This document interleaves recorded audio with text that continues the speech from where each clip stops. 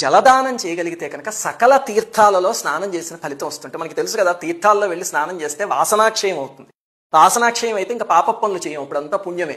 అదంతా చేసింది అక్షయ తృతీయ రోజు లేకపోతే వైశాఖ మాసంలో జలదానం చేస్తూ వస్తుంటారు. ఎలా చేస్తామండి? మీరు చక్కగా మెయిన్ రోడ్లో ఉన్నారనుకోండి, ఇంటి ముందు ఒక చిన్న టేబుల్ వేయండి, వేసి చక్కగా ఒక కుండ పెట్టి దానికి ఒక బట్ట చుట్టండి, చల్లగా నీళ్లు ఉండేలాగా.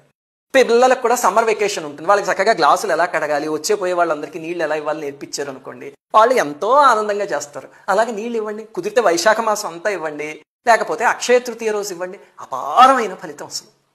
అంటే లేదండి నేను ఎక్కడో లోపల ఉంటాను, అక్కడికి వచ్చి ఎవ్వరూ నీళ్లు తాగరండి, మేడపైన పశుపక్షాదులకు పెట్టండి, లేకపోతే బెల్లపానకం తీసుకువెళ్ళి చక్కగా ఏదో ఆలయానికి తీసుకువెళ్ళి అక్కడ చిన్న చిన్న గ్లాసులు పెట్టారు అనుకోండి, ఆలయానికి శనివారం ఆదివారం జనం వస్తారు కదా, వాళ్ళందరికీ ఒక్కొక్క గ్లాసుతో నీళ్ళు ఇవ్వండి, ఎంత ఫలితం వస్తుందో అలా చేస్తే.